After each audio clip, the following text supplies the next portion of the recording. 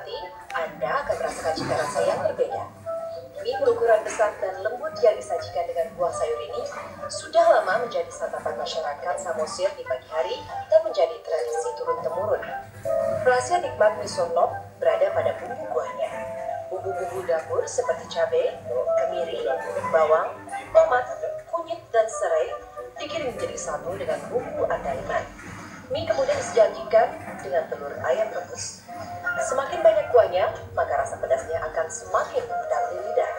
Di Kabupaten Samosir, Mie Sornop ini sangat mudah didapat.